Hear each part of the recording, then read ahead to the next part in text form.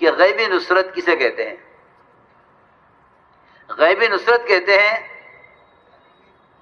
اللہ تعالیٰ کی طرف سے داعی کے لیے ایسے واقعات کا نزول اور ایسے واقعات کا پیش آنا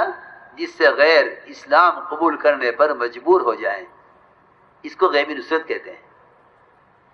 آپ کو معلوم ہے کہ حضور اکرم صلی اللہ علیہ وسلم صحابہ کے ساتھ سفر میں تھے، ایک آدمی کو اس کے گھر کی طرف جاتے ہوئے آپ نے دیکھا، آگے بڑھ کر دعوت دی، اپنی رسالت اللہ کی توحید کی۔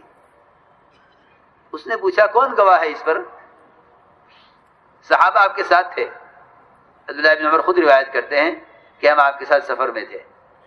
آپ نے گواہی کے لیے صحابہ کو طلب نہیں فرمایا کہ میرے صحابہ گواہی دیں، آپ نے گواہی کے لیے اس دیہاتی کو گواہ پیش کرنے کے لیے صحابہ کو طلب نہیں فرمایا، حالانکہ اصولی بات ہے کہ کسی بھی دعوے میں گواہ انسان ہوتا ہے، انسان کی گواہی پیش کی جاتی ہے، انسان کی گواہی مانی جاتی ہے۔ لیکن آپ چاہتے تھے کہ یہ دیہاتی یہ جا کر نہ کہے اپنی قوم سے کہ فلاں فلاں اسلام میں داخل ہو گئے، ہم بھی ہو جائیں، بلکہ آپ نے فرمایا یہ سامنے وادی کے کنارے پر جو درخت کھڑا ہوا ہے یہ گواہی دے گا کہ میں اللہ کا رسول ہوں۔ وہ درخت وہاں سے زمین پھاڑتا ہوا آیا اور آ کر آپ کے سامنے کھڑا ہوا۔ آپ نے 3 مرتبہ اسے گواہی لی اپنی رسالت پر اور اللہ تعالیٰ کی توحید پر۔ اس نے 3 مرتبہ گواہی دی، درخت نے، دیہاتی نے خود سنا درخت کی گواہی کو اور اسلام قبول کیا، اور یہ کہہ کر گیا کہ میں اپنی قوم کو جا کر دعوت دیتا ہوں، اگر انہیں بات مان لی تو لے کر آؤں گا سب کو، ورنہ میں تنہا آپ کے پاس آ جاؤں گا۔ میں عرض کر رہا تھا کہ اس کو غیبی نصرت کہتے ہیں، اس کو غیبی نصرت کہتے ہیں، ورنہ نصرت کا درجہ گرتے اب اس پر آ گیا ہے کہ اگر سفر میں اپنی خواہش اور طبیعت کے مطابق آرام اور کھانا مل جائے تو کہتے ہیں بڑی نصرت ہوئی، اور اگر ہلکا سا کوئی جھونکا یا ہلکا سا کوئی مجاہدہ انبیاء اور صحابہ کی لائن کا آ جائے تو جماعتیں شکایت کرتی ہیں کہ ہمیں ایسی جگہ کیوں بھیجا ہے جہاں یہ انتظام نہیں تھا۔ میں عرض کر رہا کہ غیبی نصرتیں وہ ضروریات کا پورا ہو جانا نہیں ہے، بلکہ غیبی نصرتیں جس مقصد کے لیے نبی کو بھیجا گیا ہے اس کو اس مقصد پر اللہ کی طرف سے نصرت ہو، کیونکہ آپ کی بعثت کا مقصد ہے ساری انسانیت کو ہدایت کی طرف لانا، یہ آپ کی بعثت کا مقصد ہے۔ تو میں نے اس ساری بات کا خلاصہ میرے دوستو عزیز یہ ہے کہ نبوت میں سب سے بنیادی چیز وہ دعوت کے اندر عمومیت ہے،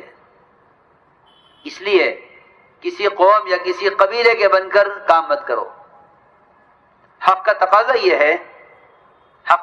یہ ہے کہ جب حق سامنے آ جائے تو حق کا ساتھ دو، یہ نہ دیکھو کہ یہ بات میری قوم کی طرف سے ہے، میری قوم کے خلاف ہے، اس لیے کہ یہ اصولی بات ہے کہ اللہ رب العزت کام ان سے لیتے ہیں جو حق کے معاملے میں قوم کی رعایت نہیں کرتے۔ جن لوگوں نے حق کے معاملے میں قوم کی رعایت کی وہ اسلام سے محروم رہے۔ آپ دیکھیں ان بادشاہوں کے واقعات، جنہوں نے اسلام کو سمجھ لیا تھا اور جان گئے تھے کہ ہاں اسلام حق ہے، محمد صلی اللہ علیہ وسلم حق ہیں، صرف اس لیے اسلام قبول نہ کیا کہ اپنی قوم کو کیا جواب دیں گے۔ یہ بات ہمیشہ کے لیے ہے کہ آدمی حق بات کے کہنے میں یہ سوچتا ہے کہ اگر میں نے حق کا ساتھ دیا تو قوم کا ساتھ چھوٹ جائے گا۔ حضرت سعد رضی اللہ تعالیٰ عنہ، ساری قوم ایک طرف بنو قریظہ کہ کیا فیصلہ کرتے ہیں؟ سعد رضی اللہ تعالیٰ عنہ نے فیصلہ کیا ساری قوم کے خلاف کہ میرا فیصلہ وہ ہے جو اللہ کے رسول کا فیصلہ ہے۔ صحابہ کے عہد کو پورا کرنے کا جو بنیادی مطلب ہے وہ یہ ہے کہ صحابہ کرام نے کبھی بھی حق کے بارے میں غیروں کا ساتھ کبھی نہیں دیا، بلکہ صحابہ کرام حق پر ایسے مجتمع تھے کہ اگر اہل باطل چاہتے بھی تھے کہ کسی طرح ان کے درمیان داخل ہوں یا اپنا مطالبہ ان سے پورا کرائیں، صحابہ کرام ایسے ایک بات پر مجتمع تھے کہ ساری دنیا کا باطل وہ ان سے اس لیے ہارا ہوا تھا کہ ان کے درمیان سب سے بنیادی چیز وہ وحدت کلمہ تھی کہ سب کی ایک بات، سب کی ایک بات ہے۔ صحابہ کرام کبھی دنیاوی لالچ کی وجہ سے، کبھی دنیاوی لالچ کی وجہ سے یا خوف کی وجہ سے صحابہ کرام حق سے ہٹتے نہیں تھے۔ آپ کو معلوم ہے عبداللہ بن حذافہ رضی اللہ تعالیٰ عنہ کو روم کے بادشاہ نے پہلے آدھی بادشاہت پیش کی کہ نصرانی ہو جاؤ، فرمایا نہیں، عرب کی ساری بادشاہتیں مل جائیں، تیری پوری بادشاہت مل جائے، میں اپنے دین کو نہیں چھوڑوں گا۔ بادشاہ نے کہا میں تمہیں قتل کروں گا، فرمایا انت وذاکا، جو تیرا دل چاہے وہ کر، ہم اس جان کو لیے پھرتے ہیں اس لیے کہ یہ کہیں اللہ کے دین کے کام آ جائے، اس کی کوئی پرواہ نہیں ہے، اس لیے اس سے تم مطمئن نہ ہونا کہ اگر جان جانے لگی تو میں آپ کا دین قبول کر لوں گا، ایسا نہیں ہو سکتا۔ میرے محترم دوستو، یہ میں نے عرض کیا کہ یہ حق کا ساتھ دینا، پوچھا گیا حضور اکرم، بلکہ آپ نے فرمایا صحابہ سے، آپ نے فرمایا صحابہ کرام سے کہ بتاؤ دنیا میں سب سے بڑا عالم کون ہے؟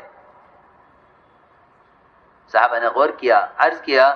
کہ اللہ جانتے ہیں، اللہ کے رسول جانتے ہیں، دنیا میں سب سے بڑا عالم کون ہے؟ آپ نے فرمایا کہ دنیا میں سب سے بڑا عالم وہ شخص ہے جو لوگوں کے اختلاف کے زمانے میں حق پر جمنے والا ہو، وہ سب سے بڑا عالم ہے،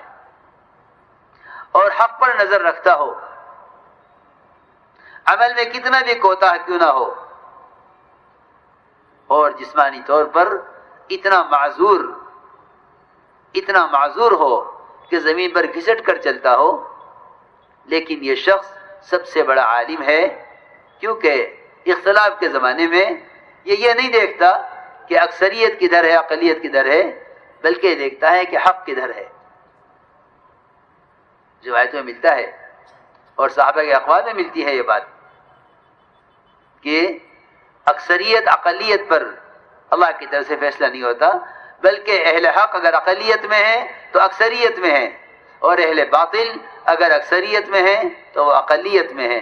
صحابہ کی مدد کبھی بھی صحابہ کی کثرت عدد پر نہیں ہوئی، بلکہ صحابہ کی مدد ہمیشہ دین اور دین کے حق پر صحابہ کی مدد کی گئی ہے۔ تو میں نے عرض کیا کہ آدمی حق کے بارے میں یہ سوچنے لگا کہ اگر ان کی بات مان لوں گا تو قوم کے درمیان رہوں گا، اور اگر ان کی بات کا انکار کروں گا تو میں قوم کے درمیان تنہا ہو جاؤں گا، قوم کے درمیان تنہا ہو جاؤں گا۔ اگر ان کی بات مان لی تو میں قوم کے درمیان تنہا ہو جاؤں گا، اور اگر ان کی بات نہ مانی تو میں قوم کے درمیان تنہا رہ جاؤں گا، اور اگر ان کی بات مان لیتا ہوں تو پھر میں قوم کے ساتھ رہوں گا۔ یہ ایک عجیب و غریب روایت ہے۔